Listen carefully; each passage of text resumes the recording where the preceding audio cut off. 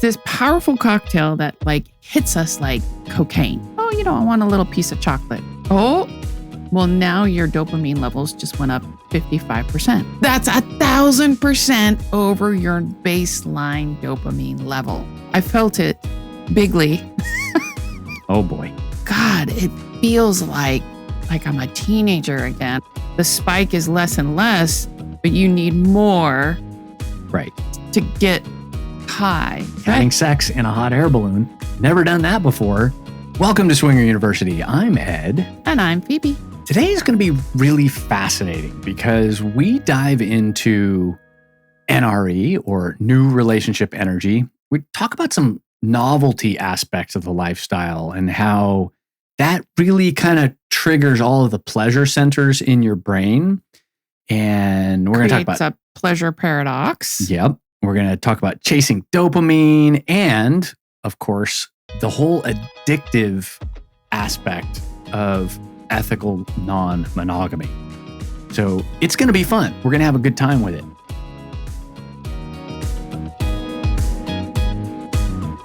Let's talk about this a little bit. We've talked about new relationship energy before from the aspect of you and single males. The hot wife aspect. Right. And did you want me to elaborate?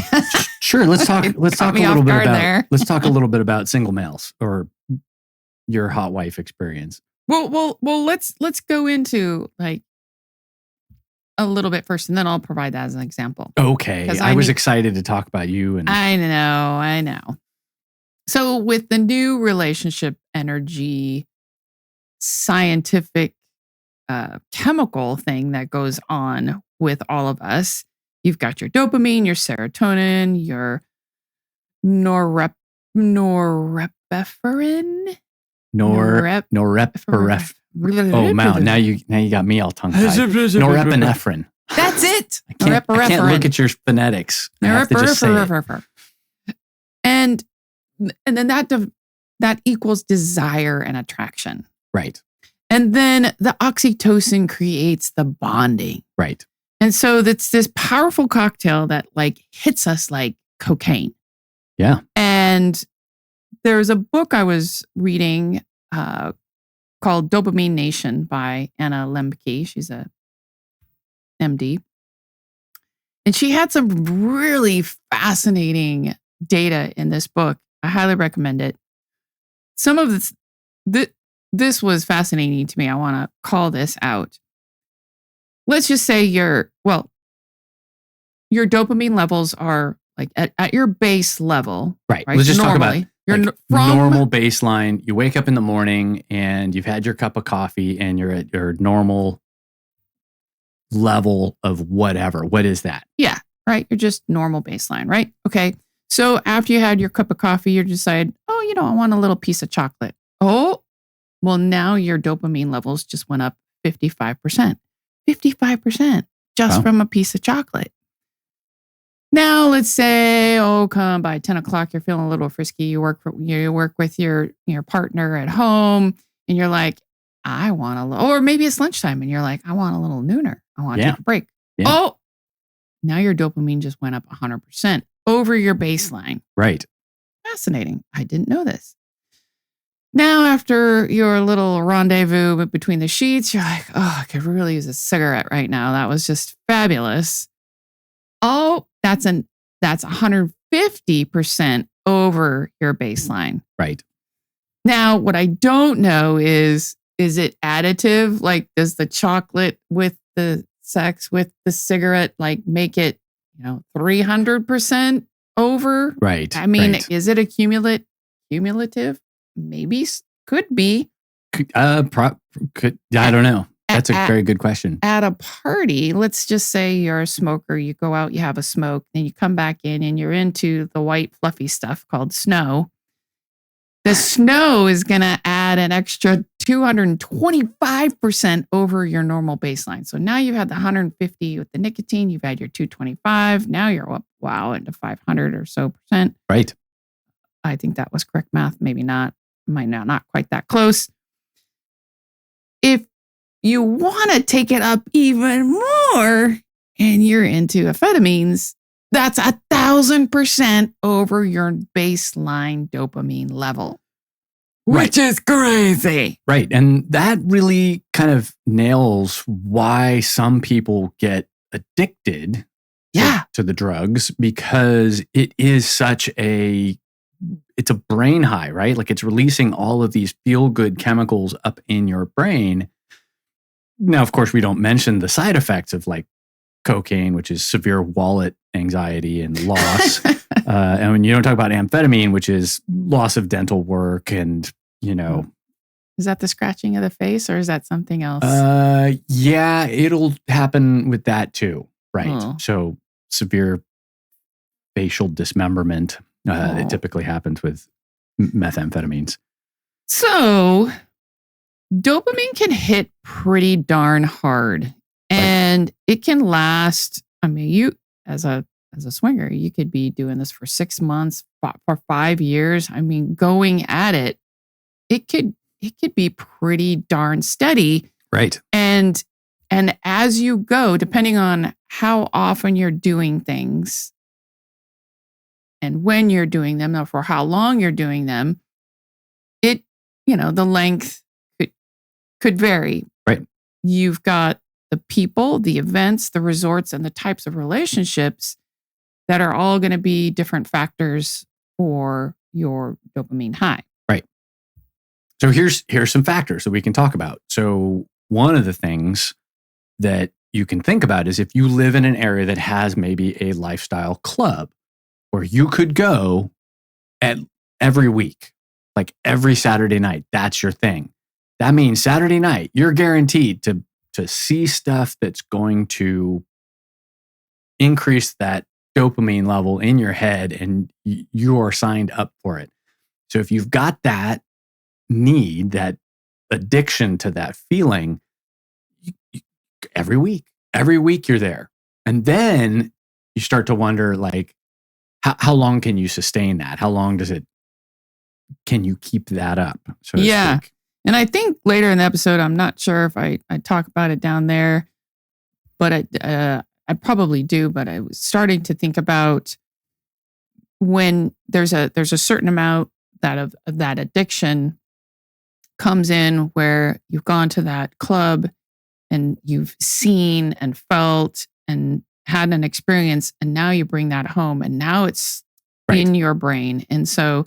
Now, the memory, the sounds. Now, when you think about it, it instantly triggers that same response. And with true addiction, all you have to do is think about it. Correct. And you want it, which is why the STEP programs are so important for addicts, because you really do have to change your habits drastically. You have to change you have to beef up your support system, change all your friends, remove yourself from those environments, because you're still going to have and reach out to your sponsor, because when you think about it,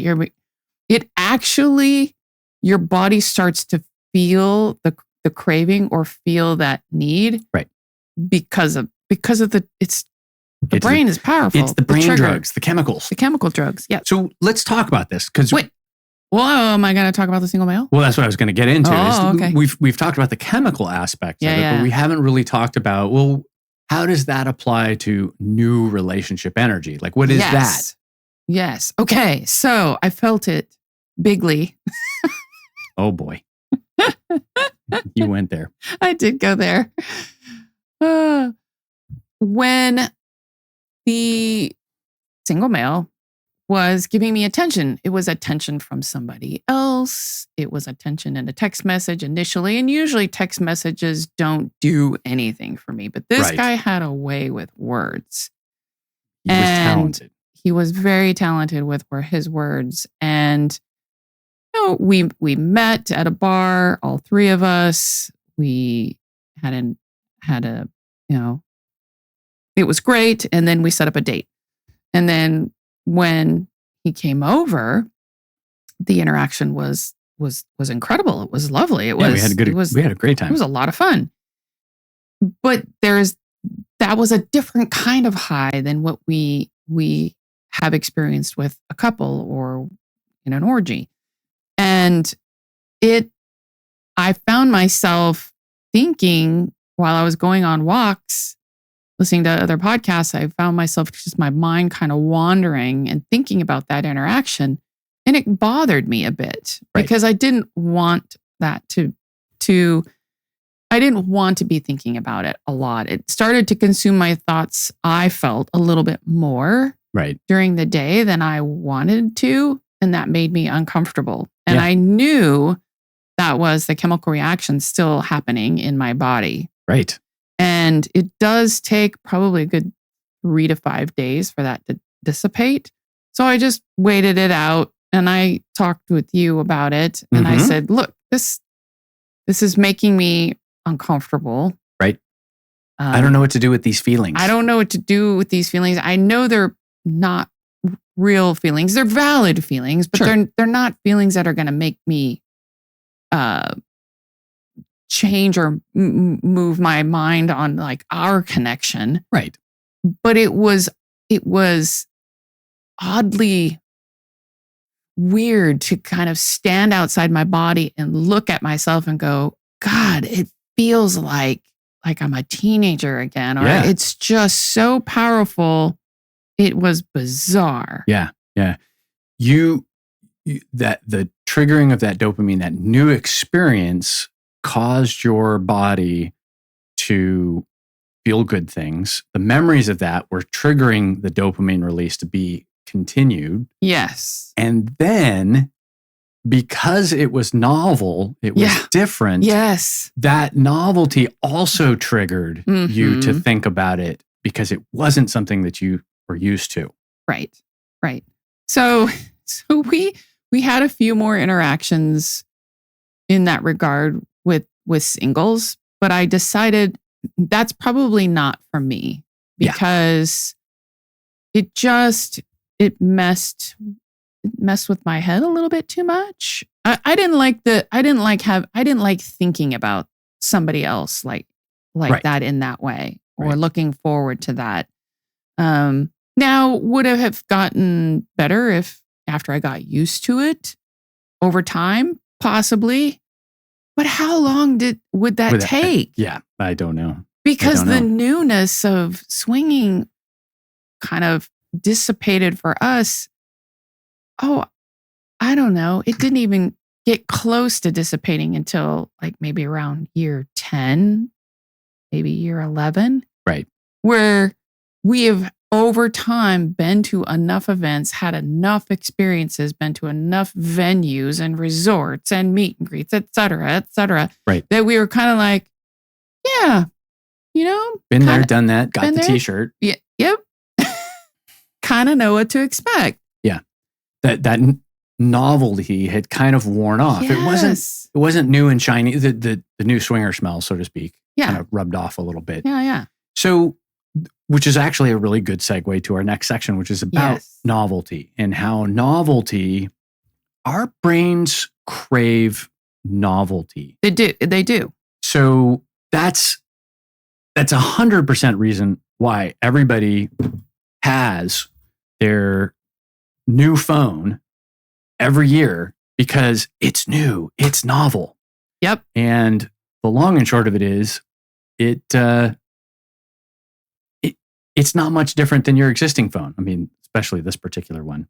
Right. This year, it's 10% thinner, and it's got 1 hour more battery life. So sales companies, organizations prey on that novelty because all of our brains crave it. Like we live for this as human beings. Mm-hmm. And that's half the reason why NRE is so powerful, because it's different. It's novel. It kind of breaks you out of your normal routine. And we like trying new things. Well, and on a scientific level, I mean, it's innate to our survival. Mm-hmm. It's part of our evolution. We crave new foods, or we need to seek new foods. We like seeking out new people and new interactions and new places. Right. It's just part of that innate ness of our being. Right. And so, as we said before, dopamine is going to be that primary driver. It rewards the pursuit of novelty. Right. So it's quite the loop that you get going. And it does dopamine release different amounts in each person. So each person's reward pathway is going to be a little different. And so once again, what's it's not universal to everybody. Not everybody's going to have that same experience in that the same lifestyle level of reaction, that feeling. Right. Yeah. And we've seen we had a couple that we really, really liked that started off here and they just went. Oh yeah. It was straight into orbit. P and V. Yep. You could tell they just blasted off. They started off probably at meet and greets and then went to Then they were house parties. hosting. Then they were hosting 20-person orgy house party things. And then they were vanilla hunting. Drugs started coming into part of the experience of it all. Right. And then, then they were vanilla hunting. And then, it just, wow, they were doing all of it. And I think they may have tried dating separately even for a while. So they tried all of it. I don't know if they went to poly, which is always my fear. Is like, oh my God, if we start here, then we're going to be like having. We don't have a big enough house to go poly. I'm just saying, they'd have to sleep here in the podcast room. Yeah. Not that there's anything wrong with poly. I'm not inferring that at all. I just know that's not for me. My brain wouldn't be able to manage all that. My emotions wouldn't be able to manage all that. It's a thing. Yeah, but some people are really wired for that. And I love that for them. I really do. So we can all get high on novelty and eventually it can be normalized, as I was talking about earlier. Right. We can get a bit desensitized, as you mentioned, been there, done that, bought the t-shirt. I don't get caught up in NRE anymore because 9 out of 10 such flings don't go anywhere. And I have to be selective about taking on new people because of time and energy constraints. I get NRE from not just a connection with someone, but I'll get the NRE from just the social engagement. Like, to me, that's kind of new relationship energy as well. Right. Where you've met somebody new and they share your perspective and you're like, oh my God, you're just like me. Oh my gosh, I have the same thing, or I think the same way, or I feel the same way. And what about X, Y, and Z? Mm-hmm. So then you want to go back and you want to engage with that person, which, sometimes people call that just friendship. But yes, it's in that social setting that gives me that feeling that I belong, the feeling of belonging and just acceptance. And that's really lovely. And I think I will always have that, and I'll always miss it when I don't have it. But it's a lovely place to be. Someone asked what vanilla hunting is. Oh, so vanilla hunting is when you're, let's just say, Ed and I are at a bar, and our bartender is very sexy. Let's just say it's a woman. This actually is kind of a true story. It really happened. And we are just, we're waiting for our table to open up. We're at the bar. We're having a drink. And our bartender was a woman, and she was just very sexy. Like, she was wearing sexy clothes, and her confidence, so her attitude was very sexy. She was very confident. She would smile, and I swear she would just wink at you without winking. Like, you could tell she was just being super flirty. And I was like, and she kept coming back to us. So I kept trying to have private conversations with Ed, like, is she flirting with us? What do you think? Should we, right? And so she kept coming back and giving us all this extra attention. And I said, we could totally vanilla hunt her. So we thought she was a non-swinger, not in the lifestyle, but definitely interested in us. And maybe she really was a swinger. Maybe she was, maybe she wasn't. Well, we didn't find out. No, but the theory is you flirt and with someone who's not even in the lifestyle and snile. I said snile. In the lifestyle. I haven't even been drinking. And you convert them. You hunt them down. Right. You hunt a vanilla. Even if it's only for one night, Right. one evening, a little bit of fun. Right. Where you're in a bar and you're dancing and you're super flirty and all of a sudden you're dragging a single woman home. Dragging, Yeah. obviously with consent, home to your house. And she's like, woohoo, what happens one night stays, what happens in Vegas stays in Vegas. Right. And then off she goes. And then later in her 60s, she goes, oh, that one night in my 20s when, yeah. That time in Vegas. Yeah. So let's see. Another question. Oh, Ken of Ken. I love Ken of Ken. The real NRE magic for me isn't what I chase. It's the unexpected. Like when someone you're into, but assume would never be into, tells you the same thing. Yeah, that is pretty exciting. That's that unexpected. Me? It's very flattering to get that kind of unexpected validation, if you will. Yes, I have had that happen. We were in Costa Rica when that happened. We were in the pool, and there was somebody Ed and I had already had like a little sideline conversation because we really wanted to kind of hone in on a couple of the couples and try to make a date, like a dinner date coming up or a potential play date. We really wanted to be more forward with our next conversation because we really liked them. So we were getting our strategy together. And so I was like, nope, yes, definitely, nope, as we were going around the pool. And so that we knew where we were going to spend our time because we had already had conversations with a lot of these people. Yeah. And one of the nopes was actually like, yes, after I saddled up next to him at the bar, got my drink, and he started talking to me.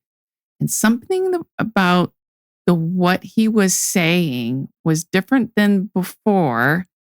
And then all of a sudden we were kissing. And then once we were kissing, oh man. It was all over then. It was all over. Like dopamine kicked in. There was something about that kiss that was just like fire. And I'm like, oh yes, my mind's changed. Yes, this person just moved to the top of the list. Yeah, for sure. It was so much fun. So much fun. We've definitely had situations like that where just not expecting anything to happen that night. And then the next thing you know, we're like in a playroom or something's happened. And yeah.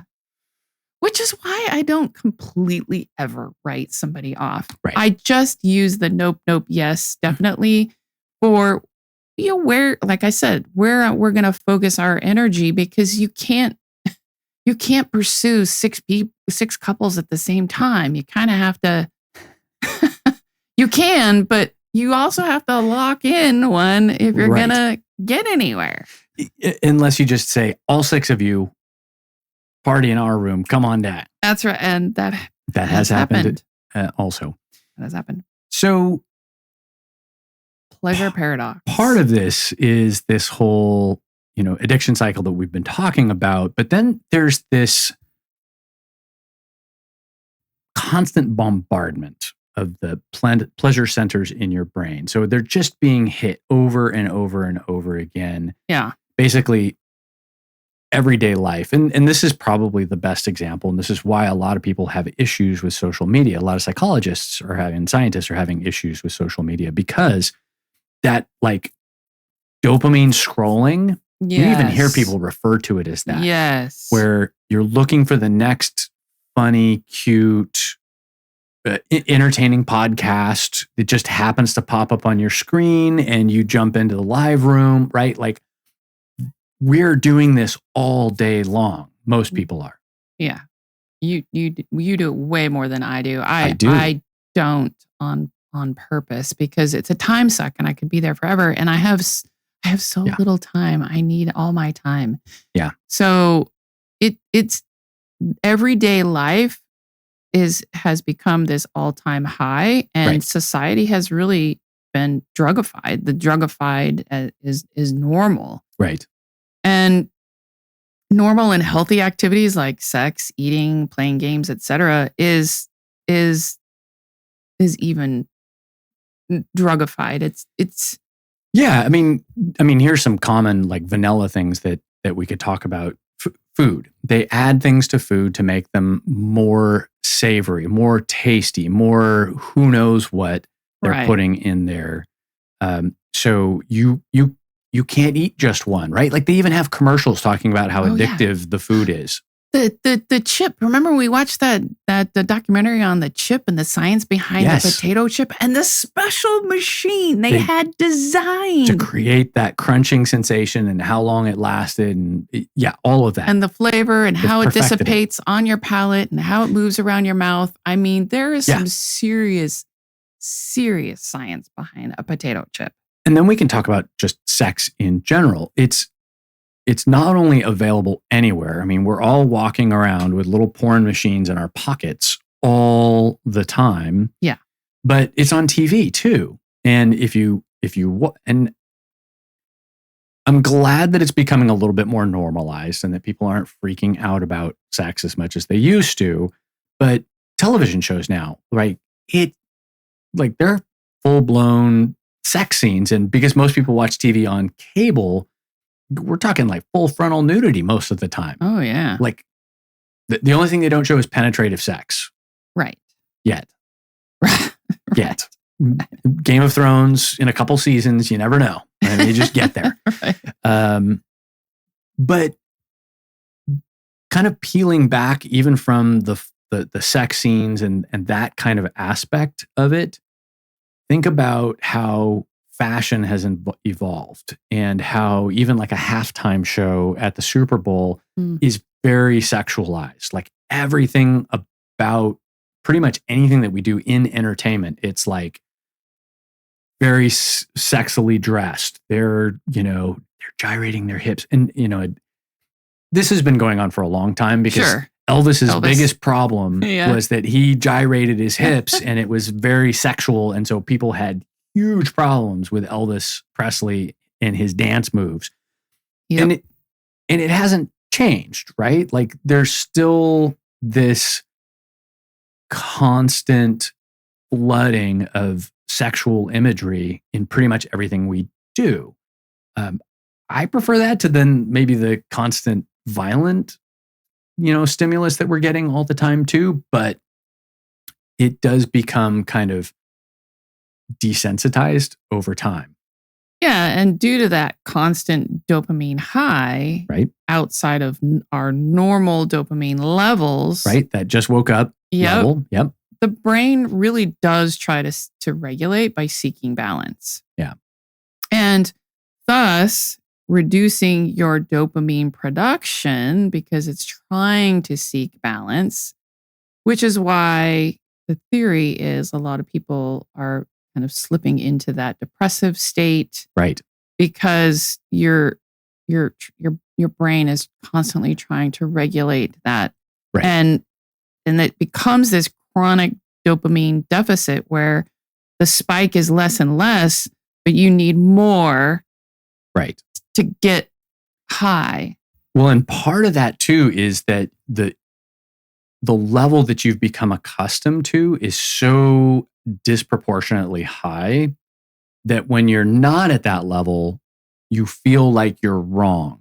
Yeah. And so that's the real kind of danger part about that is I feel terrible when I'm not doom scrolling on my phone or when I'm not Or eating I'm food or when I'm not bored. having sex. Yeah. That's where it's really bad because you've gotten so used to this weirdly high level of excitement all the time that Mhm.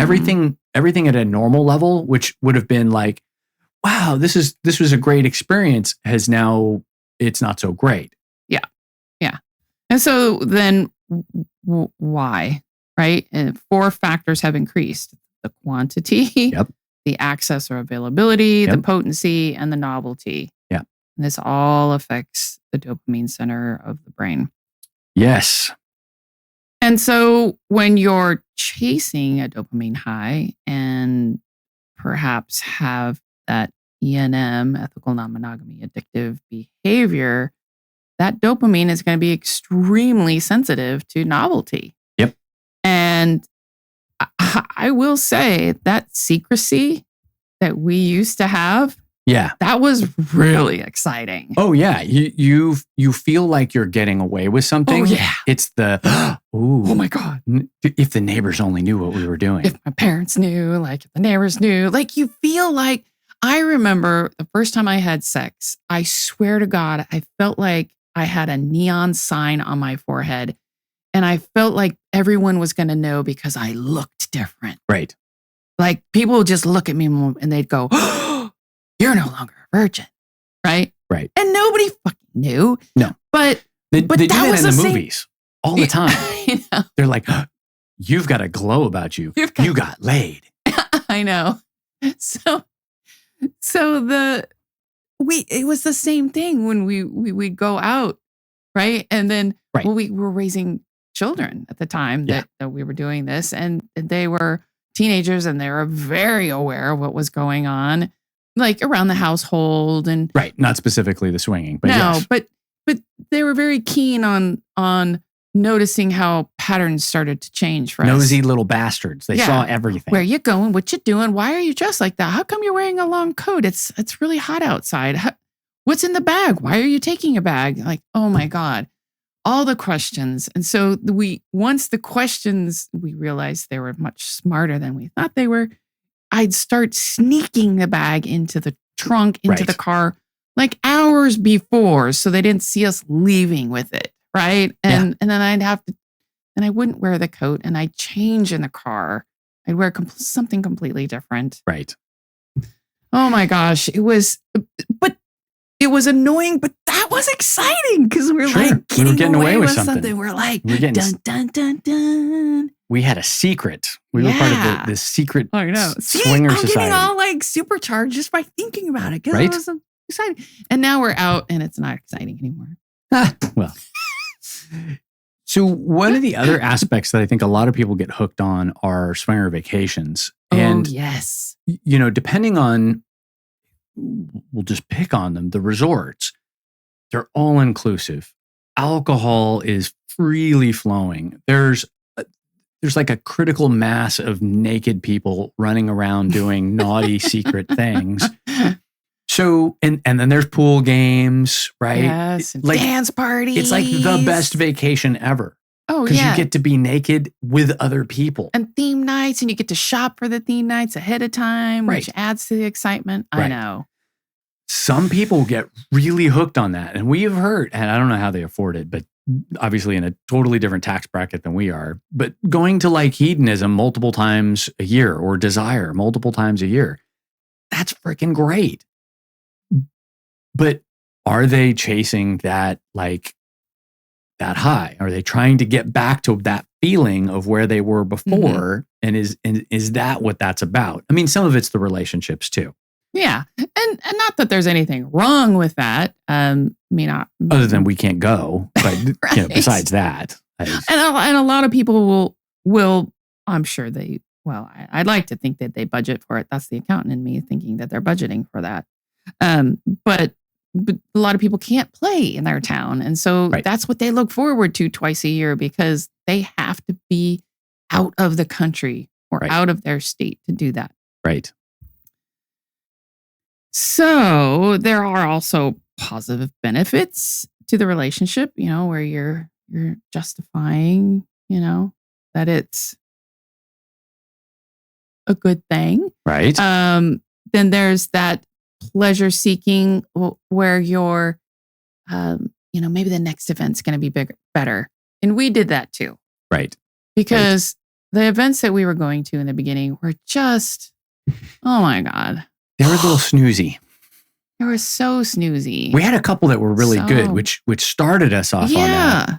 And then there was like this weird lull in the middle, Yeah. And- like the first 6 months and or a year. Honestly, I think because we were, for me, I was so desirous of trying to figure out, what's going on, or why everyone else seemed to have it figured out, or how everyone else is doing it, or Right. what's the secret sauce. Right. That we just kept going because we kept feeling like we were just failing at it. Yeah. Just like, we're like, We're going to fake it till we make it.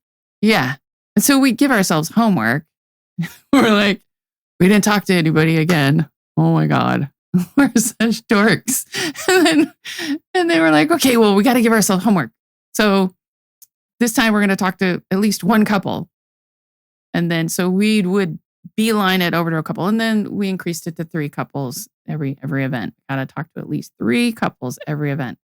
And then eventually we got used to it, and we got used to seeing some of the same faces. And then we Right. started to feel comfortable in the community. But it took a while. Mm-hmm. Yeah. I mean, it took a long time. It was so awkward, and it was infuriating because here we are in our 40s doing this. And starting over. And yeah. I'm like, I feel like a freaking teenager. I'm like, this, like, why? Those awkward. Why? Like, I hate this awkwardness. what are we doing? Blah. How do we I'm talk an to adult people? now. It was so annoying. Then, did you want to say something? I know I'm talking a lot. No, this is good. I remember those early years with some like, if I'd known then what I know now, maybe we wouldn't have gone to those parties. Maybe we would have just switched up parties. But at the time, that was all that we knew that was going on. But yeah. Oh, okay. So here's Ken of Ken comments. Yeah. So he did Hito for the first time, 3 years ago. And that is nuts. It's like the Jedi final exam for swingers. Nonstop play. It's awesome, but once a year is enough, even if the money is no object. Yeah. And for those who have not been to hedonism, the comparison that I've heard between desire and hedonism, because we haven't been to desire, but we have been to hedo, is hedonism's like that party that's on 11 all the time. Like, it's the hip place. So if you really want to hook up with other couples, like hedo's the place to go. And desire's a little bit more like slow to warm up, and a little bit more on the whining and dining aspect, and less on the hedonism of the whole thing. Right. And hedonism has a lot of groups that go. So if you can go with a group that fits your preference, then that's even more fun. Right. And even more chance for trouble. I will say you can step away from the go Sure. there as well. There are parts of that resort that are nice and quiet, and you can just rest and recharge and do your own thing, take a down day. That's super easy to do there. And I did plenty of that because I don't always like being in the fray. But if you want to be in the fray 24/7, absolutely. Yeah. And actually, this is a good thing. I don't even think we put it in the outline, but we did talk about it in, it's in here towards the seeking the balance. But we haven't talked about it yet. And that's this sense of FOMO. And that's this fear of missing out.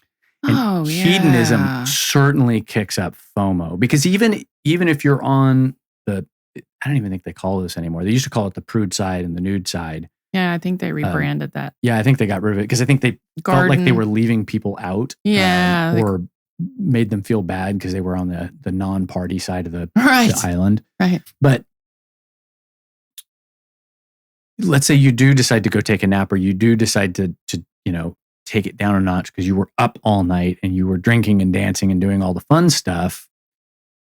You hear the party going on, or you see it, you see all the people going there, and you're like, oh man, I'm missing out. There's something great going on right now, and I'm missing it. I know. So one of the other addictive things is you have this fear of missing out on that next experience, or that that couple that's, potentially going to get away, that you got to get them while it's good, because otherwise you're going to miss out and they're going to be gone. And we definitely felt that a number of times. Yeah, and I will feel FOMO very strongly when one of our couple friends is going on one of those, Right. a fun trip. And I'm like, oh, dang it, I can't go. Or, I really want to go, but I can't. And then they're there and I'm like, text me pictures, keep me up to date. Right. Because I have to live by, through them. Yeah, for sure. For sure. Yeah, I know. I don't know why that affects me so much. Usually it affects me when I'm not having enough fun in my own life. If my pie of life has gotten a little out of balance and I need to take more time for me. Right. That's usually when I feel FOMO more, because I'm missing more of just that. The escape. Yeah. Yeah. The escape of the grind, the day in and day out grind of things. Tell me about it. Part of my journey in the lifestyle was when we came out with our faces, right? It felt like this imposter syndrome, because we were getting compliments. Oh my God, I love your podcast. Blah, blah, blah. We're like, we're not really anybody. We just sit behind a microphone and we do this thing. Right. But it was great because we got good feedback, which kept us motivated. But then it was weird because it was like this weird dichotomy. And then the novelty of kind of that wore off, and I'm not sure really where I'm going with this. My outline is sucking right now at this point. Well, I'll pitch in a little bit here, because I think we definitely got to a point where the newness, the excitement, the kind of the novelty of being secret had gone away, right? Because we'd come out. So the secrecy had gone away. So we lost a little bit of that dopamine rush. But then there was also a weird thing that happened right around that time where we decided that we were going to treat it more like a business. The podcast. Right. And because of that, it became a lot more serious, and we wanted to get more listeners, and we wanted to like get followers on social media and do that whole thing. Well, and because we wanted to reach more people, because exactly, being a podcaster and advertising a podcast is extremely difficult. A lot of people don't even know what a podcast is right now. So you have to advertise it. And I hate advertising. Well, yeah. That became, I think, the biggest kind of piece of imposter syndrome for us was it felt uncomfortable to market and to push the podcast, because we did it for fun. We did it to help other people and to communicate, all of these crash and burn scenarios that we'd been through, and the awkward kind of teenage years of starting as a swinger, so to speak. Right. And once we'd kind of like got that train rolling, it kind of got away from us a little bit. And I think that's where the novelty of the whole thing for us had kind of worn off. And that's where we've tried to like reinvent and change the podcast so that it was fun and novel and interesting for us again. Yeah. And we are in year like 11 or 12 now, and the novelty of swinging has dissipated. Yeah. Yeah. It's not as new and exciting as it used to be for us, for sure. Right. And so it's the focus now has changed for us. The focus really is not so much on the sex aspect of it. Right. It's more focused on the community and building those relationships and having great fun with people, conversations, maybe traveling with them. We've got friends that we travel with sometimes. Yeah. And it's really nice because you can be very open with those individuals and you feel more complete. Right. You're not hiding anything. Nothing's a secret. It's all out there.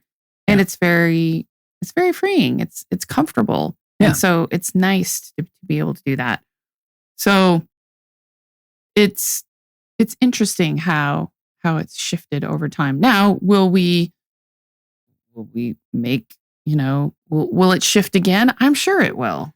Well, we just heard about a fantastic party that had us gosh. super excited and tons of FOMO just hit us. So, No. holy crap. Okay, so let's tell them. We want to go.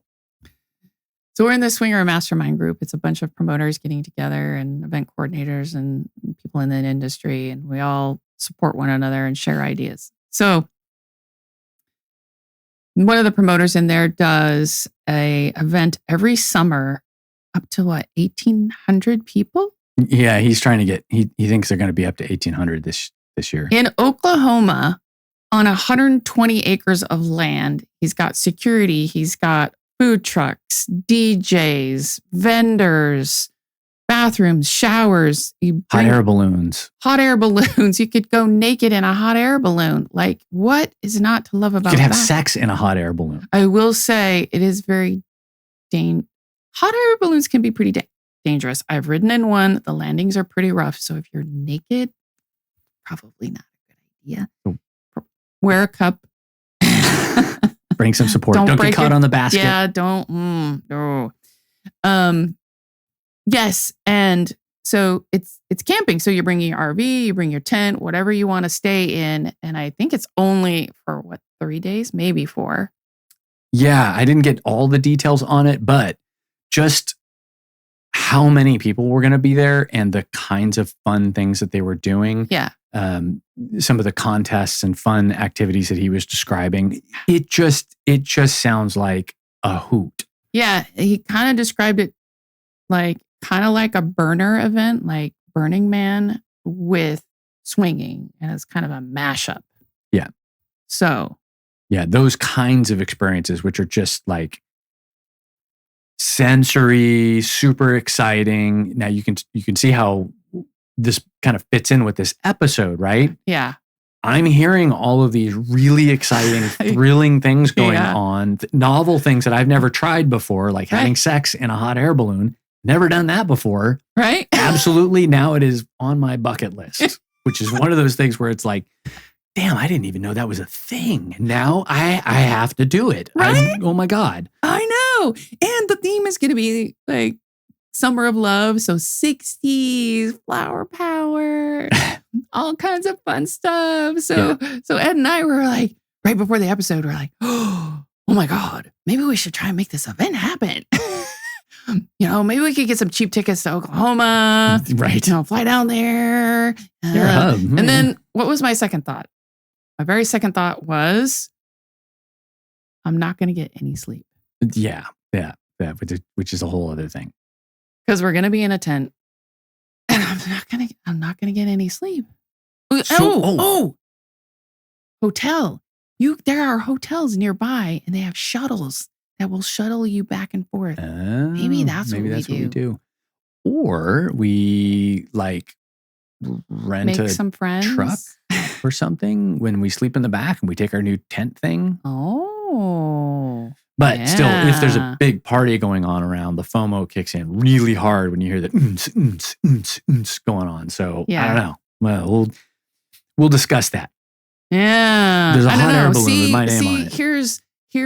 Here are the real life discussions of what we're talking about. Because now I'm thinking maybe I do want to go with the hotel route because I can separate myself from the constant stimulus because I do need my downtime. Right. Because I get too overstimulated. So I have to woosah and then I can go and jump back in. So maybe the hotel would be great. And then I come back. We'll see. We'll see.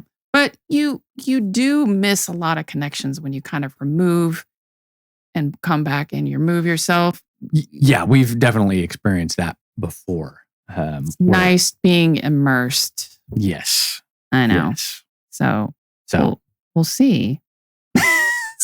We will see. A new thing we haven't tried yet. So that brings us to seeking balance. Yes. Seeking balance to the pleasure paradox.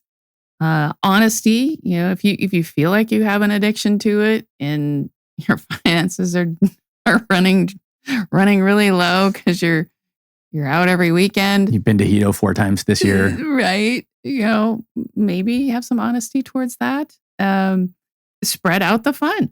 Yeah. Right. Try to consciously spread that out. Make sure your pie is more balanced. Yes. Entertainment pie is balanced. You've got vanilla life. Do some vanilla travel along with your swinger travel, right? Yes. Don't make it all fun. Yes. I mean, vacation should be fun too, but not that kind of fun.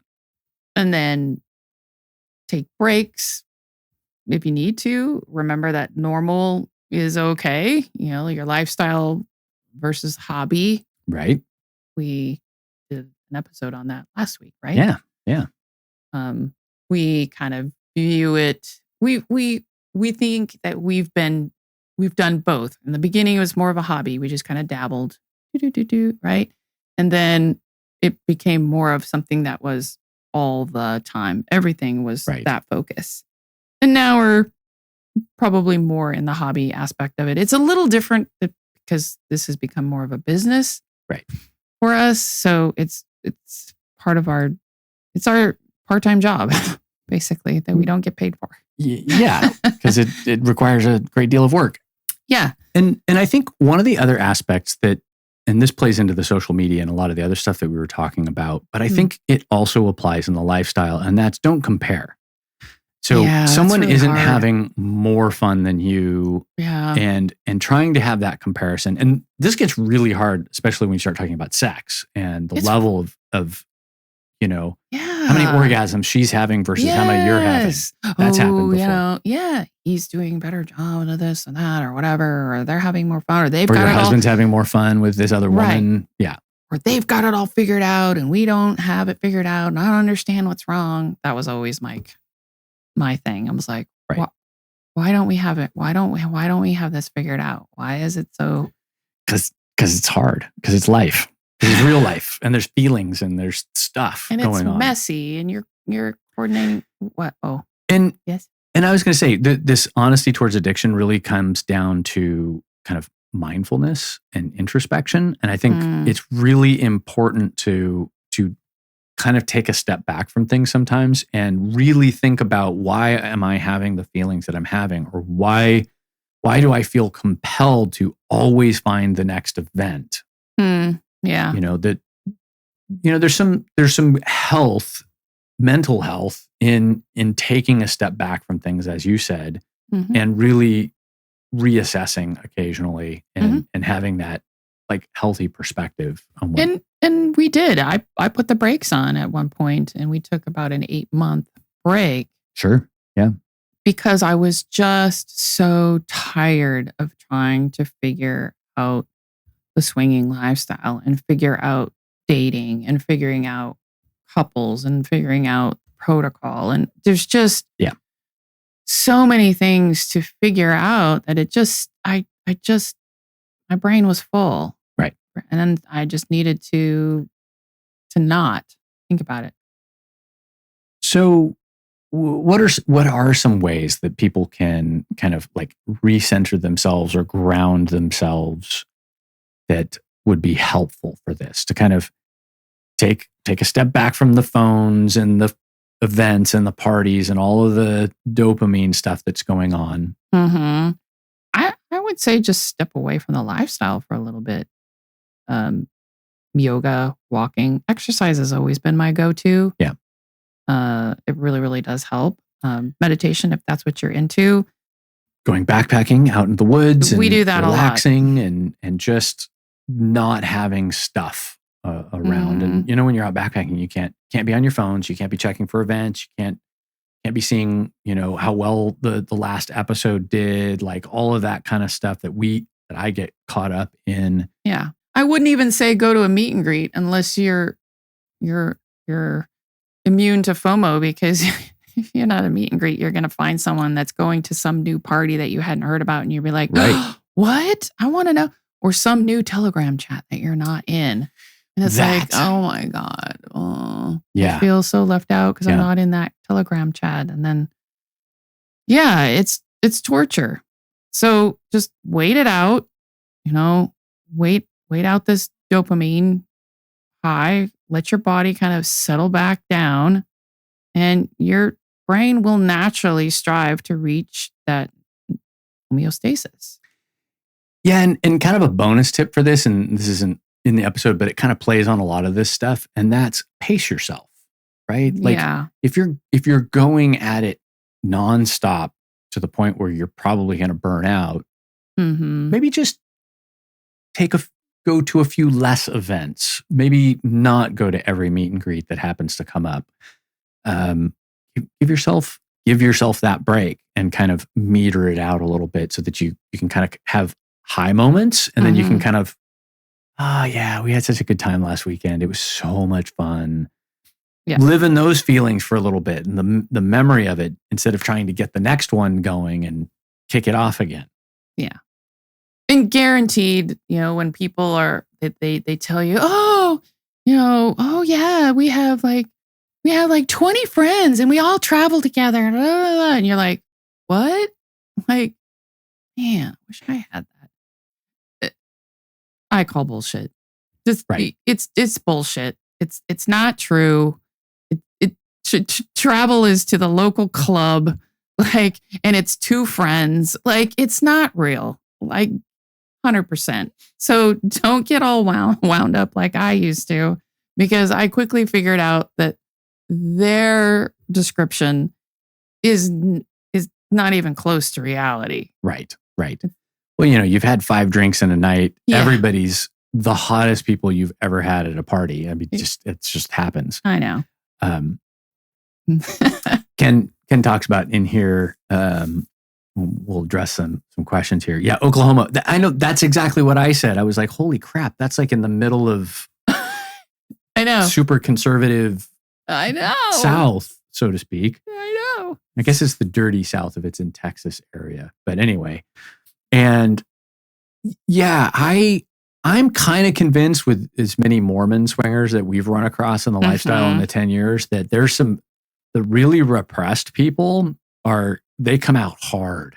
They are the hard partiers and apparently swinging, and they have 1,800 people come out of the woodwork just for that event. And I absolutely like your strategy, Ken, for 2 days, have a blast, let it all hang out, and then you're like, can't do that all the time. Right. I need a couple days to rest and put some ointment on things because I'm a little sore. Right. I know. We have had those parties before. Yeah. And then it does. It kind of puts things in a little perspective for you, because you're like, getting too old for this. Getting too old for this shit. Yeah. So dopamine's a real thing. I never really looked at that the natural chemical response of the body, and how it really does fuck with your mind.